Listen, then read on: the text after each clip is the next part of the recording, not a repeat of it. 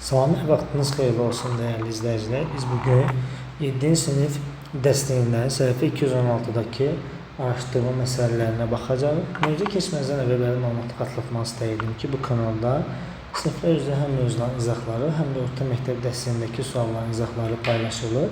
Əgər sizlər də bunlardan xəbərdar olmaq istəyirsinizsə, kanala abunə olmayı unutmayın. Keçən indi sualların izahlarına 5-ci variantında qalmışdıq biz. Deyir ki, ana bütün uşaqlara eyni sayıda qoz verdi. Onlardan 4 nəfər, hər biri 12 qoz yedi. Deyək ki, ananın verdiyi qozların sayı olsun x. X ümumi qoz sayı. Bu x-dan 12'sini yedi. Neçə nəfər yeyib? 4 nəfər. 4 nəfər 12'sini yeyib. Və bu zaman həmin 4 nəfərdə birlikdə ananın hər uşağa verdiyi qədər qoz qaldı. Yəni, bu uşaq yeyəndən sonra x qədər qoz qaldı. Yəni 4x çıxılsın 48 bərabər x-a. Yəni buradan 3x bərabərdir 48-ə, x də bərabərdir 16 olur. Deyir ki, ana hər uşağa neçə qoz vermişdi? 16 qoz verib. Əla. Sonra keçəyim bu 5-ci variantı. Keçirik 6-cı suala. Deyir ki, bizə 6-cı sualda alışveriş üçün dükana gedən adam özü ilə 10 manat pul götürdü. Onun alışverişdən sonra qalan pulun 1/4 qədər əlavə pul, məsələn, x manatlıq alışveriş edib. Alışveriş. X manatlıq. Ondan çıxıram x-i. Onun deyir ki, alışverişdən sonra, ondan x-i çıxandan sonra qalan pul budur. Qalan pulunun 1/4 qədər də əlavə, yəni 1/4 vurulsun. 10 çıx x götürsəydi, əlavə pulu olsaydı, ilkin pulun 7,5%, yəni 10 vur 7,5 böl 100. Yəni 100-də neçə oldu? 75 olacaq. Bu arada ixtisar etsən nə oldu? 4/3. Bir sözlə 10 çıx x üstə gəlinsin 4/10 çıxılsın 1/4 x bərabərdir 4/3. İndi baxaq. Buradan nə baş verir? Biz mənfi x çıxılsın 1/4 x bərabərdir 4/3 çıxılsın 4/10 çıxılsın 10 olacaq. Burada mənfi 4/5 x bərabərdir 4-də mənfi 7 çıxılsın 10'a. Mənfi 4/5 x bərabərdir 4-də mənfi ne oldu? 47 mi oldu burada? Əla, bu 4'lər getdi. 5x bərabərdir 47'yə. X da bərabərdir 47'ni bölsək 5'ə 9 dəfə 45 9,4 oldu. Əla. Və bizə də deyir ki, bu 9,4 bu xərclədiyi pulu idi, alışveriş etdiyi pulu idi, deyilmi? Bunun da 10 manat pulu var. Mən ondan da nə çıxmalıyam? 9,4 nə alacağımız? Yəni 60 qəpiyi qalıbmış bu adamın. Qəpik pulu qalıb. Yəni bu şəkildə olacaq. Misal bir daha da yenidən belə göstərirəm. Belə. Keçək indi növbəti suala. Nə deyir burada? 7-ci sual. Deyir ki, 3 qardaş. Birinci A manat pulu illik P faiz artımla, ikinci 2 illik, bu yəqin ki sadə faiz artımı ilə baxmalıyıq. Yazırıq S bərabər A vurulsun 1 üstə gəlinsin P 1 illik P böl 100'ə. Neçə oldu buradan? Nəsə belə bir şey qaldı da bu. Keçir ikincisi də 2A manat pulu yenə 1 illik qoyubdu. 1 üstə gəlinsin P bölünsün 2 bölünsün 100 olacaq. P bölü 2 arasına yazdıq biz bura. P bölü 2 bölünsün 100. Gəlin bunu sadələşdirək. Bura 2A vurulsun, bir üstə gəlsin, bu 2 düşəcək aşağı. Bax 200 üstü belə P. Sonra burada aha görə nəyi səhvləmədik ki, P bölü 2 ilə burada 2A olacaq. Əla. Burada ama 2. Baxın görün. Bu belə olmalıdır. Əla. Baxın bir daha. 2 amanat pulu illik artımla. Əla. Bu belə oldu. Bir ildə eyni gəlir əldə edər. Göstərin ki, eyni gəlir olmalıdır. Ama burada olmalı sanki eyni gəlir. Biz burada nə hesab elədik? Bir daha baxacağım. 2A manat pulu qoyubdur. 1 üstə gəlinsin. P bölü 2 bölünsün 100'ə. Burada 2A 1 üstə gəlsin. Bu 2 üstə bura 200 bölünsün P. Burada biz vurduğumuz zaman 2A üstə gəlsin. Bakın 2A üstə gəlsin. P bölü 100 olacaq. Ama burada A üstə gəlsin. P bölü 100 oldu. Obisinə baxsaq. İndi 2'də A manat pulu 1 üstə gəlinsin. 2P bölünsün 100'ə qoyalım. Bununla bu gedib ixtisara. Burada 2'də A 1 üstə gəlinsin. P bölünsün. Nə qalar burada? 50. Bunu vurub açsaq, S bərabər nə olar? 2'də A üstə gəlinsin.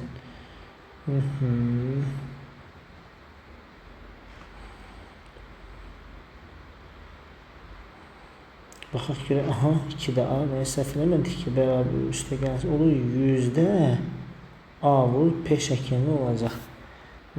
Baxın belə bir şeylər oldu. Bu da belə. İndi keçdik sonra neçənci suala? 8-ci suala baxalım. Deyir ki bizə, nə deyir burada? Sahibkar məşhur bir firmanın hər birinin qiyməti 100 manat olan 200 səhmini aldı. Hər səhmin qiyməti P% bahalaşdıqda o səhmlərin yarısını alıbdı birinci.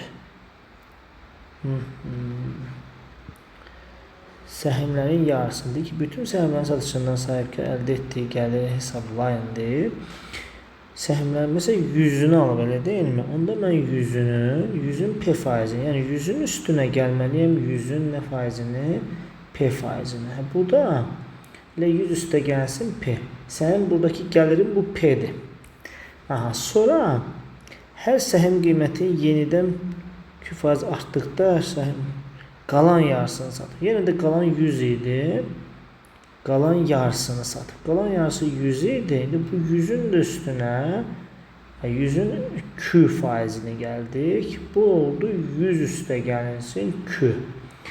Və bizə deyir ki, sahibkar səhmlərin yarısını satdı. Bütün səhmlərin satışına sahibkar əldə etdiyi gəliri hesablayın. Normalda bu 100 bunlar bizim gəlir deyil. Bu elə aldığı qiymətdir də. Yəni 100 manat alıb bax hərəsini də. Onda bizim gəlirlərimiz P üstə gəlsin Q olacaq. Baxaq görə düz deyirikmi? Aha, bax bu şəkildə keçək. Və belə deyək də normalda. Baxın, deyək ki bu adam 100 vurulsun 200. Nə qədər olmalıydı? 20.000 manat qazan. İndi 200 üstə gəlinsin, P üstə gəlinsin, Q-nü mən vurmalıyam 100'ə. Onda bu gəlirimiz bunu vursam, yenə də burada 20.000 üstə gəlinsin, 100 P üstə gəlinsin, 100 Q. Mənim bu gəlirim baxın budur. Baxın uşaqlar 100 P üstə gəlinsin. Yəni bir sözlə 100 vurulsun, P üstə gəlinsin, Q şəklində olacaq. Mənim gəlirim bu qədərdir. Belə. Keçən 9-cu suala.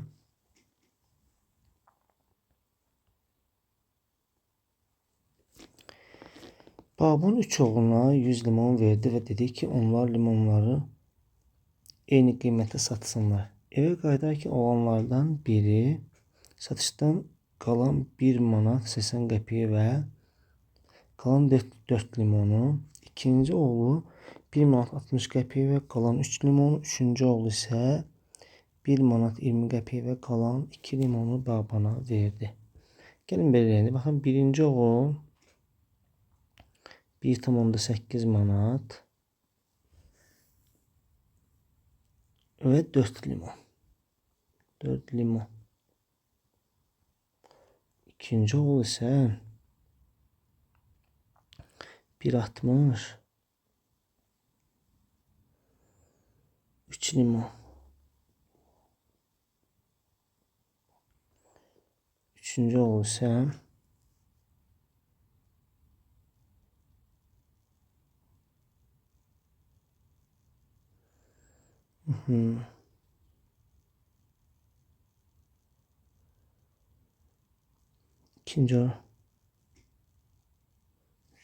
3-cü oğul isə dedi nə qədər? 1 manat 20 qəpik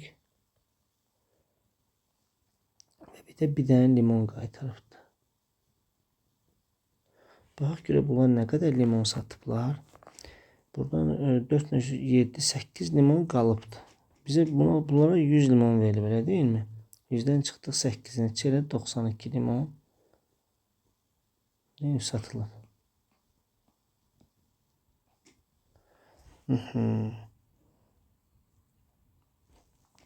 Biz indi belə deyəndə bu 92 limondan bunlar nə qədər pul əldə ediblər? Biz bunu tapmaq üçün məsələn 92-ni neçə manatdan satılır? Bilmirəm neçə qəpikdən deyil, neçə qəpik x qəpiyə satanda ümumi bu pul alınıbdır. Gəlin belə eləyəndə bunu mən yazacağım 180 üstəgəl 160 qəpikdən. Bu qəpiklə hesablayaq da qəpik. Bu x bizim qəpiyimizdir də. 1 limonun satılan qiymətidir. Üstə gəlsin 120. 92 vurulsun x də bərabərdir. Bura 300, 460 oldu. Buradan x-də tapsaq 460-ı 92-yə bölmək, bu da 5. Deməli uşaqlar, evladlar. 1 limonu 5 qəpikdən satıblar. Bağban hər onun için limon vermişdir deyir. Onda mən 5 qəpikdən satılan mesela birincisindən 1 manat 80 qəpik, yəni 180 qəpik olubsa, birincisi 180 bölməliyəm 5-ə. Neçə elədi? 36 limon. Birincisinə 36, o birisi neçə idi? 160. 160'ı böldük 5'ə 32 limon. Üçüncüsünə isə 120'dir. 120'ni də bölsək 5'ə 24 limon.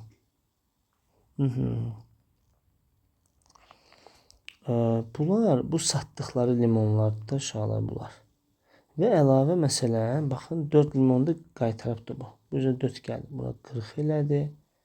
Bunun üstünə 3 gəldik. Bu 35 elədi. Bunun üstünə 1 gəldik. Bu da elədi 25. Deməli bu şəkildə olmalıdır. Sonra gəldik nəyə? 10-cu suala baxsaq, bizə deyir ki 10-cu sualda əgər verilmiş 2 rəqəmin ətələrdən sağına və ya soluna 2 yazılsa, 2 rəqəmlər belə yazılır da, A, B üstünə xətt qoyulur bu şəkildə. Nə və ya soluna ki 10-da alınan 3 rəqəmlər də bərabər olar. Əla, baxın, məsələn 2AB bərabər olar A, B 2-yə. İndi buradan nə nəticəyə gəlir? Bunlar bərabərlikdirsə, baxın, məsələn, təklik mərtəbəsidir, bu da təklikdir. Görürsünüz, bunlar bərabər olmasın, bunlar birbirine bərabər olmalıdır. B bərabər 2 olmalıdır. Sonra buradan A bərabərdir B olmalı. B də 2-dirsə, A da 2 olacaq. Burada baxın, A da elə 2 olur da.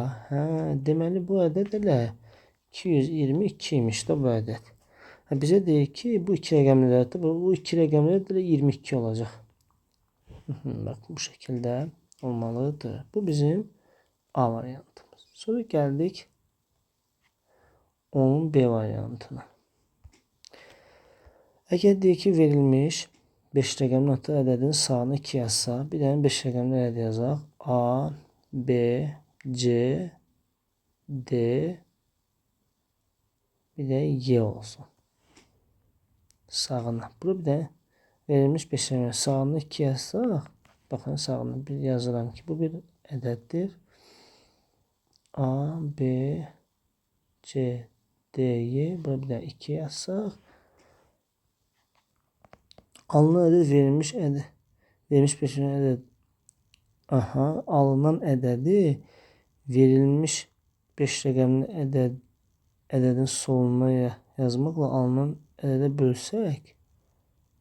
Bakın ne dedi? Bir daha oxuyaq. Ədədin sağına 2 yazdıq dedi. Və alınan ədədi, bu ədədi verilmiş 5 rəqəmli ədədin sonuna 2 yazmaqla alınan ədədə bölsək. Baxın bu ədədir uşaqlar. A, B, C, D, Y 2 ədədini 2A, B, C, D, Y ədədinə bölsək, cavab deyir ki 3 alınır. Onda mən buradan baxın bizə deyir ki 5 rəqəmləri tapın deyir. Lap gözəl. Onda mən baxın belə deyim, mən bu ifadəni tapmaq üçün A, B, C, D2-ni tapmaq üçün 3'ü vurmalıyım bu ədədə. A, B, C, D, Y. Baxın bura vurmalıyıq. İndi gəlin məntiqlə baxaq. Fərz eləyin. Belə deyəndə bunu altıda yazacağım mən baxın. 2 A, B, C, D, Y. Ədədini vurmuşam 3'ə. 3'ə vurduğum zaman bu ədəd alınmalıdır. A, B, C, D, Y 2 alınmalıdır. İndi mən nəyi 3'ə vursam 2 alınır məsələn. 4'ü vursaq elə deyil mi? Bura 4 olsa. Başqa 3'ü neysə vursam 2 eləməz də sonu. 5, 6, 7 yox. Bir dənə 4. Demək bu 4. Sonra burada yine 4 alınmalı. Şimdi ben 3'ü nəyə vursam burada 4'ə vuranda 12 o bir yaddamızda var. Burada bir yadda da var öyle değil mi? Onda. Bakın. Bu D'nin yeni 1 yazsam mən 1'i 3'ə vursam 3 bir yadda da 4 olur mu? Olur. Əla. Şimdi D'ni de tapdım. Bura 1'dir. Mən 3'ü nəyə vursam məsələn 1 eləyər. 7'ye vursaq olar mı? Əla. 7'ni 3'ə vurdum. 21 2 yadda. İndi burada da bir dənə 2 yaddan var. Bax mənim. Burada 2 yaddan var. İndi mən B ədədi nədir? B'ni C neçə idi? 7. Əla. Buraya 7 yazım. İndi baxın. 2'ni nəyə vursam 5 eləməlidir. 3'də 2 gəlimdə burada 7'nin 3'ə vuranda 21 eləmişdi axı. Onda mən bu 5 yazsam, 5 3'ə vursam 15. Elə deyil mi? 15'dən 2 yazdım 7 elə. B'ni də tapdım neçə? 5. Burada 5'dir. Bu 5'dir. İndi bu 5 eləməlidir. 5 şimdi mən nəyə vursam bir yadda olmalıdır da. Mesela 3'ü nəyə vurup üstüne 1 gəlsəm sonu 5'ə. Mesela 8'ə vursaq olar mı? 8'ə vursam 24 bir yadda da 5. Bu da 8 elədir. Sonra bəs burada da bu da 8 də değil mi? 2 yaddamız var. Baxın burada 8 yazsam 2'ni 3'ə vursam 6, 2 də yadda 8 oldu. Əla. Demək mən bu ədədi tapdım. Bu 2 nədir? 8, 5, 7, 1 və 4. Yəni 85.714 şəklində oldu. Yəni bu şəkildə seçmə üsulu ilə həll etdik. Belə. Ədədimiz bu şəkildə oldu. Sonra keçək 11-ci suala. Deyir ki, məişət tullantıları və ətraf mühitin çirklənməsinin qarşısının alınması adı təqdimat hazırlamaq üçün şagird bəzi tullantıların çürüməsi haqqında məlumat toplayaraq cədvəldəki kimi yazır. Banan 1-3 ilə, portağal 1-3 ilə, karton qutular 5 ilə, saqqız 20-25 ilə, qazet bir neçə günə, plastik qabısı 100 ildən çox qalırmış. Deyir ki, şagird bu cədvəldə verilənləri sütunu diaqram şəklində vermək istədir. Sizcə sütunu diaqram bu məlumat təsvir etmək üçün əlverişlidirmi? Təbii ki, sütunu diaqram əlverişli fikrinizi əsaslandırın. Artıq biz sütunu diaqramda biləcəyik də hansı məsələn bu şəkildə qeyd eləyib. Məsələn tullantıların növünü bura yazsaq, növ bura olsun, növü, adlarını bir də müddət. Müddətdə bura qeyd edib yaza bilərik. 1-1. Məsələn bura 1. Bu şəkildə qeyd etmək olar. Məlumat təsvir etmək üçün hansı diaqramdan istifadə edərsiniz? Təbii ki, mən olsaydım sütunu diaqramından istifadə edərdim. Siz hansından istifadə edirsinizsə edə bilərsiniz. Yəni bu hansı əlverişlidir? Təbii ki, ən əlverişli sütunu diaqram olar bu şəkildə. Bugünkü dərsimiz bu şəkildə. Ümid edirəm ki, video sizin üçün faydalı olar. Videonu bəyənib kanala abunə olmayı unutmayın. Sağ olun.